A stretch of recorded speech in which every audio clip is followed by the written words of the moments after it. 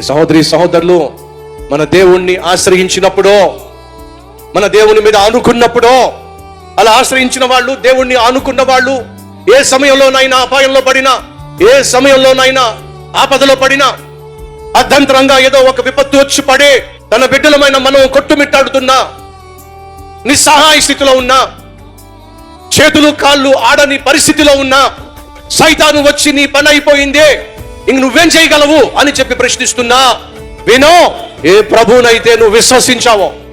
ఏ ప్రభువు మీదైతే నువ్వు ఆధారపడ్డావో, ఆయనే దిగొస్తాడు అద్భుతంగా, ఆయనే ఆదుకుంటాడు ఆశ్చర్యకరంగా. దేవుని చిత్త ప్రకారం నువ్వు ఏ పని చేసినా, దేవుని చిత్త ప్రకారం నువ్వు ఏ పరిచర్య చేస్తున్నా, దేవుని చిత్త ప్రకారం నువ్వు ఏ ప్రయాణం చేస్తున్నా, దేవుని చిత్త ప్రకారం నువ్వు ఏ ప్రయత్నం చేస్తున్నా, ఆ ప్రయాణంలో కావచ్చు, ప్రయత్నంలో కావచ్చు, పరిచర్యలో కావచ్చు, పనిలో కావచ్చు, ఏ ఆటంకం వచ్చినా, అభ్యంతరం వచ్చినా, సైతాను ఎన్ని ఆపదలు తీసుకొచ్చినా, ఈ వాస్తవం మాత్రం మర్చిపోవద్దు.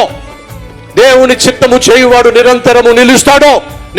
నిలబెట్టగలిగిన దేవుడు తోడుగా ఉన్నాడో. ఈ వాస్తవాన్ని మర్చిపోవద్దని ప్రభు పేరట మనవి చేస్తున్నా.